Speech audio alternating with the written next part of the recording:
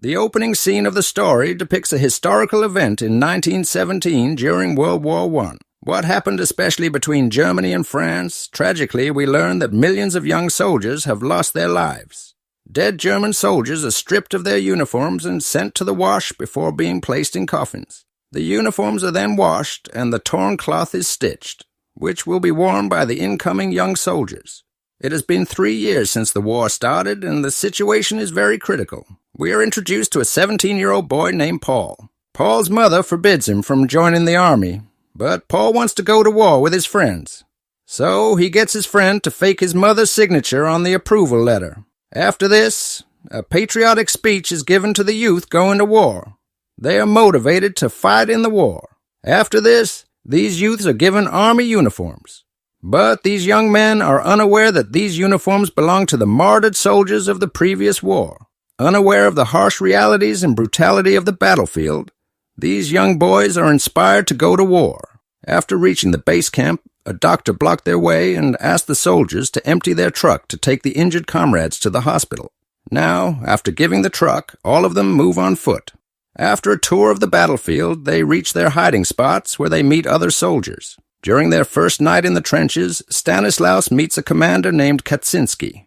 Paul and Albert are assigned to keep watch for a while. When they hear footsteps and become alert, Paul begins his preparations.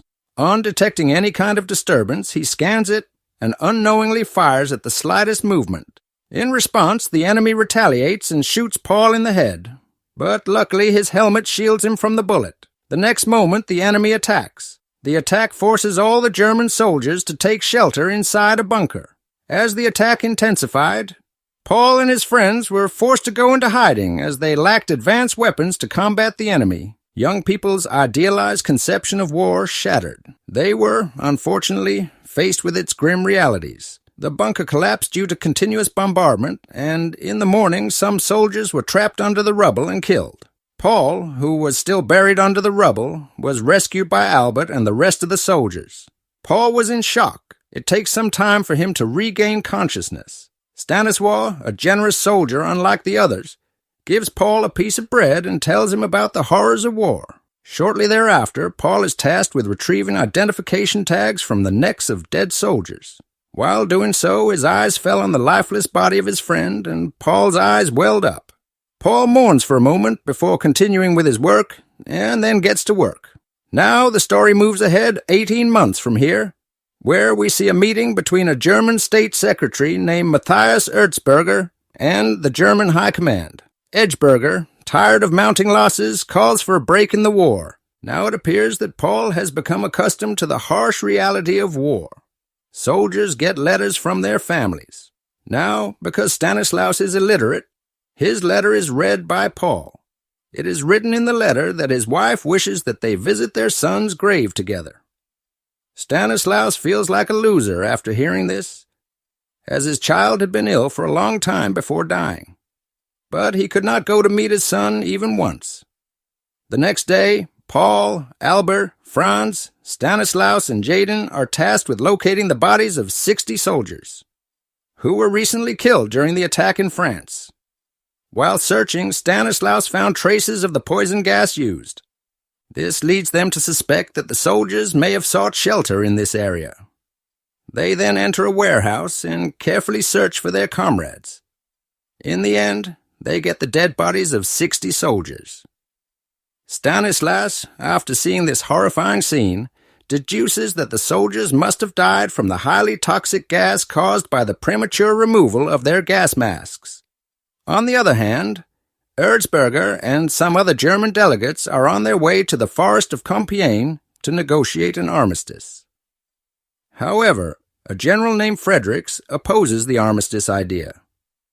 He believes that by doing so, the French would make unreasonable demands. Fredericks believes that he can win the war, even though he does not have advanced weapons. As a result, General Fredericks instructs his men to prepare for an attack before the French army arrives that night. Erzberger and the delegates arrive at the forest of Compiègne, while Paul's regiment is sent to the front line to prepare for an attack on the French the following morning. German soldiers take their initiative on the battlefield. Unfortunately, the enemy had brought tanks in front of them, but still they go on attacking. Meanwhile, as soon as Paul goes inside with the other companions, he sees a lot of food inside, and they break down on eating. Only then do they realize that the attack has intensified. The effect of German soldiers' bullets is minimal. What effect will their bullets have on big tanks? In such a situation, they become vulnerable as the tanks keep on crushing them. In such a situation, they run to the tanks and throw grenades. In this way, they destroy many tanks. But things get worse, because French soldiers brought flamethrowers to burn their enemies, and they start burning the German soldiers alive, and poor Albert falls into their possession. Albert surrenders to them and begs for his life, but the enemies are very cruel, and Albert also becomes one of the victims of the flames. Paul witnesses this horrifying scene. He feels a wave of panic. Only then the French Air Force comes there, and every world is filled with sorrow. A bomb explodes near Paul, and he falls into a pit, and he acts as if he is dead, so no one attacks him. But Paul sees that a French soldier has seen him. Before he kills her, Paul goes and stabs her in the chest. Paul watches her slowly die. His soul trembles, and he is overwhelmed with guilt. So he apologizes to her. But seeing such a death of a French soldier, Paul starts hating his life. He feels very sad.